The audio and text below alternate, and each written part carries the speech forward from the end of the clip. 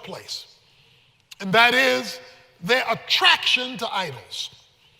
They were attracted to Baal and Asherah, Baal's girlfriend, the idols that had now consumed the culture, even those who named the name of God.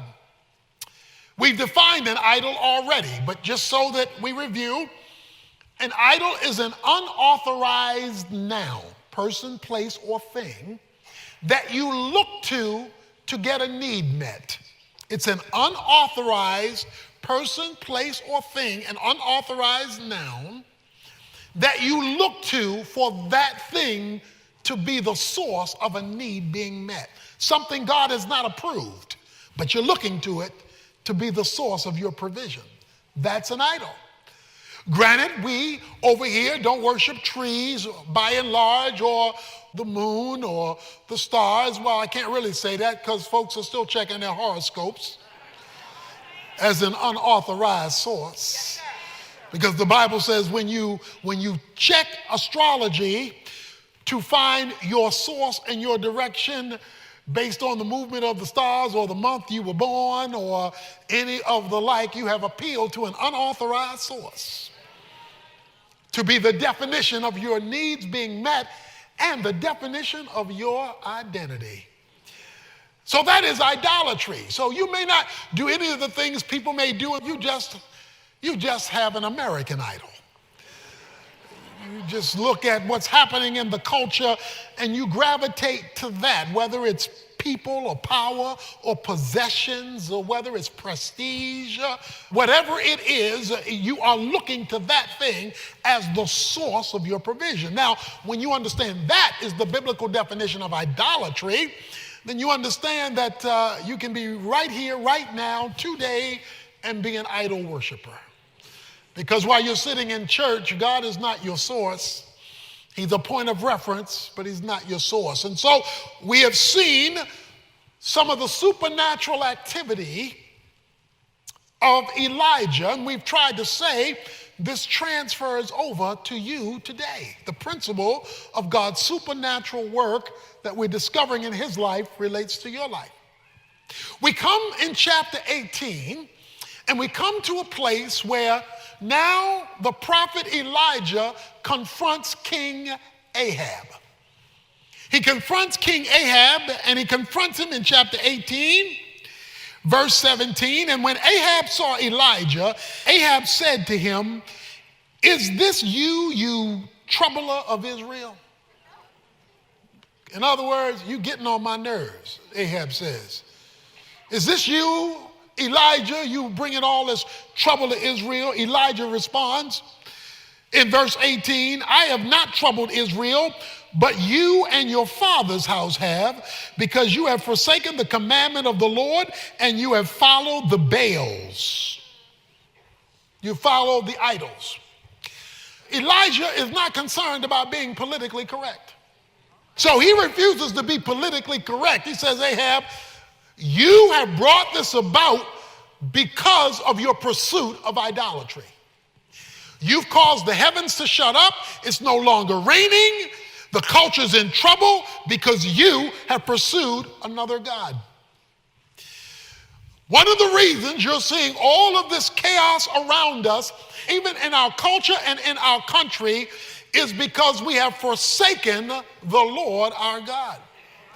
And what you and I are experiencing today is God saying, "You don't want me? Let me get out of the way and let me show you life without me." And so you have the consequence of the removal of God. God is being removed from government. God is being removed from schools. God is being removed from the biblical definition of marriage. God is being removed from the civics. God can't even open up a prayer at a football game. When God is being removed from the culture, that means idolatry has automatically set in, which means there are consequences that accrue in the environment where God has been removed. And that is what was happening in Israel. They're experiencing life without the one true God. So Elijah says, "Now send and gather to me all of Israel at Mount Carmel," verse 19, "together with 450 prophets of Baal and 400 prophets of Asherah, that's 850, who eat at Jezebel's table. He says, okay, let's have a fight at the OK Corral. Okay? You bring your people and your God, and I'll be there at high noon. Okay? Okay. Let's settle this once and for all. Let's don't confuse people. Let's put this thing out on the table. So Ahab says, okay, you got a deal. Let's go for it. So Ahab sent, verse 20, a message among all the sons of Israel and brought the prophets together at Mount Carmel. Now watch this, because this is where we start. Verse 21. Elijah came near to all the people and said, how long will you hesitate between two opinions? If the Lord is God, follow him, but if Baal, follow him. But the people did not answer him a word. Oh. Elijah says, all right, folk, how long you gonna keep dancing? How long will you hesitate between two opinions? The word hesitate means vacillate. How long you gonna dance? This God on Sunday and another God on Monday. How long you gonna go back and forth? How long you gonna dance around this thing? How long you gonna move back and forth? How long are we gonna have to keep doing this? How long are you gonna have to keep hearing the same sermon every week, calling you to full commitment before you make one? See, a lot of folk want to worship God on Sunday and then hug an idol on Monday. He says, how long? How many more years? How many more months? How many more services? How long are you going to dance before you decide? That's his question. It says the people were silent. Why were they silent? Simple. They weren't ready to commit. They weren't ready to commit. They weren't ready to, you too serious. You being too serious about this Christian thing. Just let me get a little church, give me a little music, preach me a little sermon, and then leave me alone. It says the people were silent. They were not ready to commit. But watch it. They were always ready for a miracle. They were always looking for a blessing. They were always looking for God to do something while they were silent. So let me state my position as coming from this passage. If you're not ready to commit and to stop dancing, stop looking for a miracle and searching for a blessing. They said nothing because they weren't ready to make a full commitment. And yet he's calling on them just to do that. So now, Elijah says, I alone, verse 22, am left the prophet of the Lord, but Baal's prophets are 450 men. Elijah says, I'm outnumbered, 450 to 1. Since this is not to see how the numbers fare in my favor, I'm ready to take my stand. God is looking for some folk who, even though outnumbered, are willing to take their stand. Who, even though the other side has more than you, even though it looks like you're outnumbered among your friends, among your coworkers, or what have you, he said, this is how the numbers shape up. But in spite of that, we're going to put the true God to the test. He says, why don't you bring, verse 23, 2 oxen, and let the 450 choose 1 oxen, and I'll take whichever one they don't choose, put it on the wood, put it on the altar, but don't put a fire under it.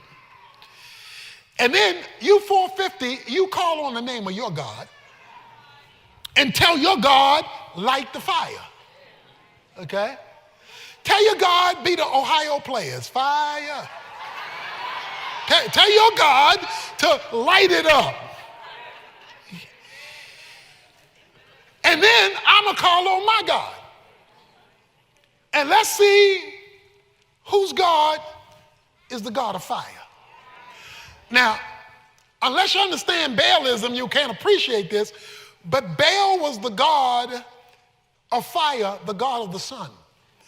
So you figure if Baal is in charge of the sun, he can light something up.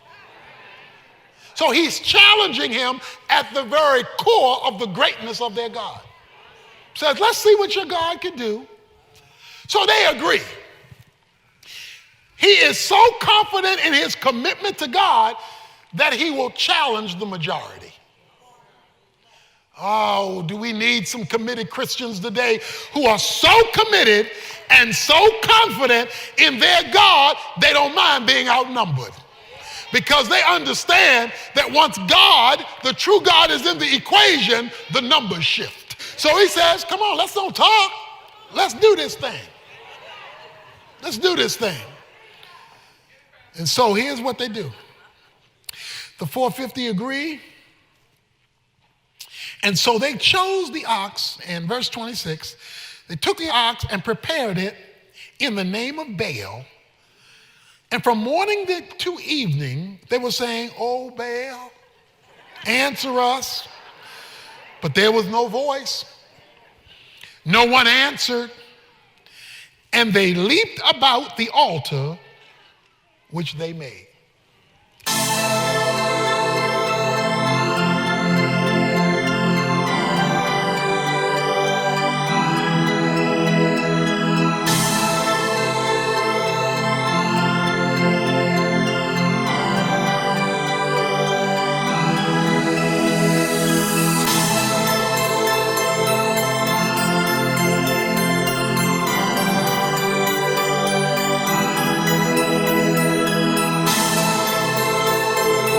So they're in there with their God. Oh Baal, let's have some fire. Light the altar. Oh Baal, oh great Baal. They jumping around the altar. They getting their praise on around the idol. And it says, and nothing happened. And there was no voice. Now this is where we get to a little humorous part in the Bible. It gets a little humorous here in verse 27.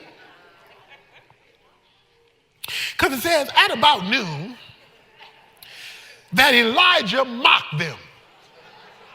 Okay, now it's 450 of them.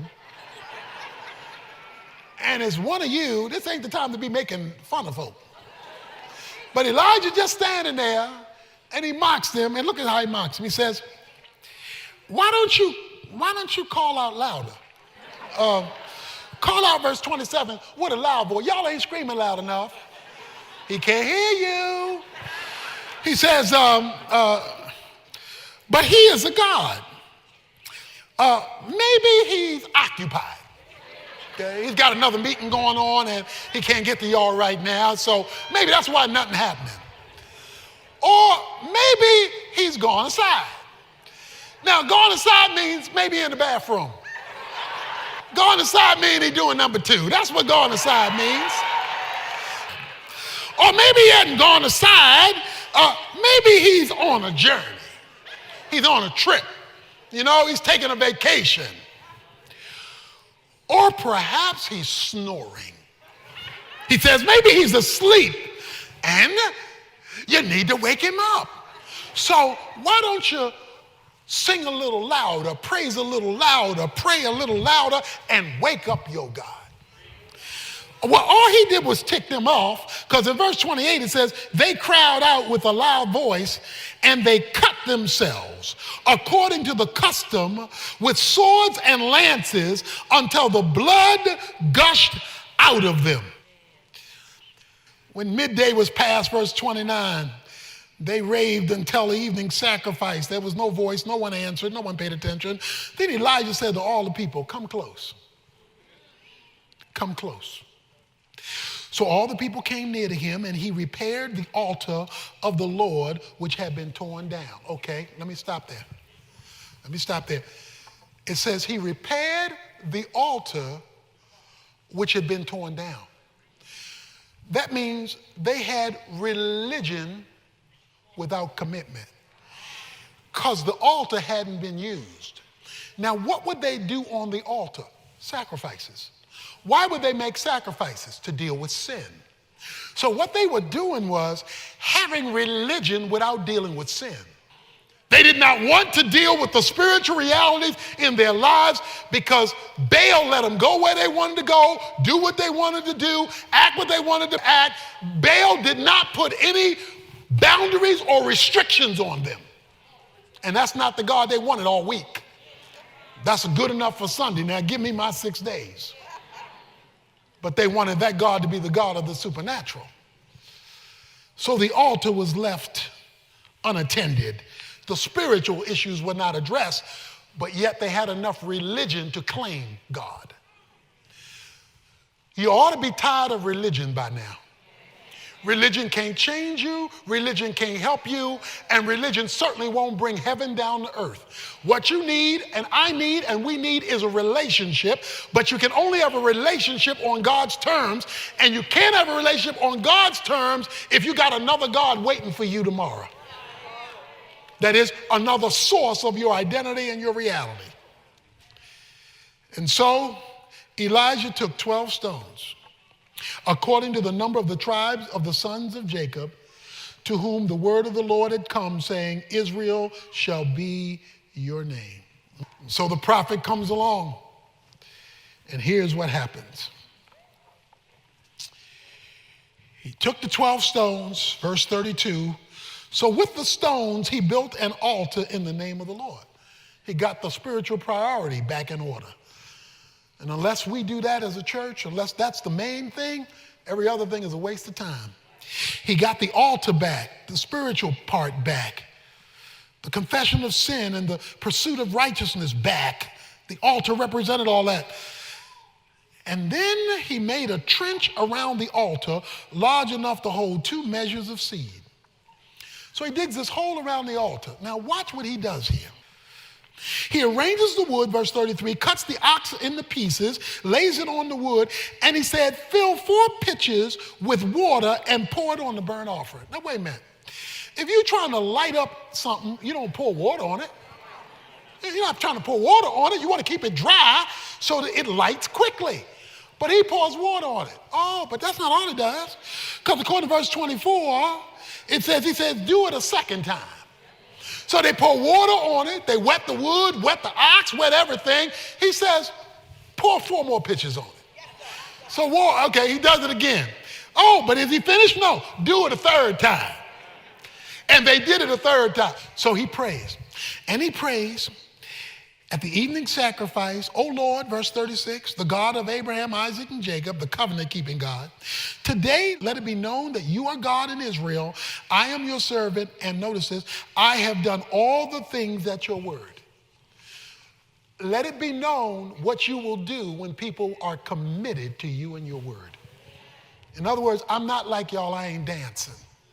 I'm not like y'all, I'm not going back and forth. I am totally committed to his word. That's how you know if you're dancing or not. He says, let it be known that I'm for real because I obey your word. In other words, God, your word has the final say-so over my decisions. Until you get to that place, you're not fully committed. If you're not fully committed, you have limited or lost access to the miraculous. So he says, I have kept your word. Answer me, O Lord, verse 37. That this people may know that you, O Lord, are God, and that you have turned their hearts back again. And the fire of the Lord fell and consumed the burnt offering, the wood, the stones, the dust, and licked up the water in the trench. Now, this is one of the scenes I want to see on instant replay when I get to heaven. Because it not only said the fire fell, but it says it consumed the stones, the wood and the stone. But here's the part I like. It said it licked up the water around the trench. Oh, and when you see God show off and show out for you, when you see him do exceedingly abundantly above all you can ask or think, when you see because you've rebuilt the altar of full commitment, he said he saw it. And then the people saw it. They fell on their faces and said, "The Lord, he is God. The Lord, he is God."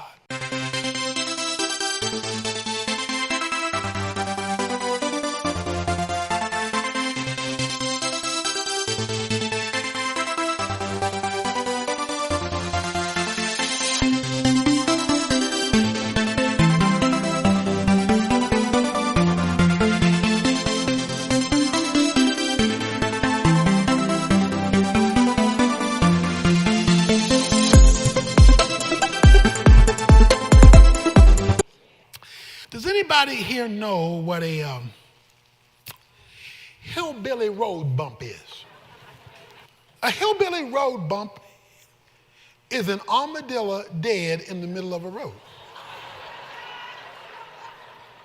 That's what's called a hillbilly, country people call it a hillbilly road bump, okay? Now let me explain. 500,000 armadillos every year are killed in the middle of the road. Every time I've seen an armadillo, it's on his back and his legs are sticking up in the air. Every time I see an armadillo, it's dead in the middle of the road. Because here's what they do. They start crossing the road. They stop in the middle of the road. They stop in the middle of the road with cars coming. They stopping in the middle of the road with cars coming, and they get run over. They get run over because they get comfortable in the middle of the road. Does God have any hillbilly road bump Christians in this place? Does God have any hillbilly road bump Christians? You come to church and you stay in the middle. You like Malcolm in the middle. You stay in the middle. You want to be able to step over here to the God of the Bible, but you want to stay over here to the world. You stay in the middle only to be run over by his glory when he moves down the center. But if he can ever get you to go all the way, heaven will open up. You will see heaven open, Jesus said. You will see the angels of God going up and down the Son of Man, and you will see what God can do because you've given him all you have. God is looking for some folk who are going to leave the middle and go all the way.